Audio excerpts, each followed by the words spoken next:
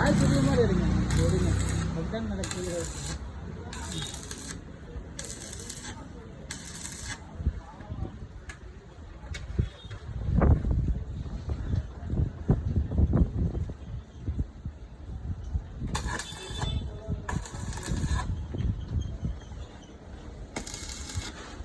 சூப்பராக தெரியுறாரு செட்டு அந்த மாதிரி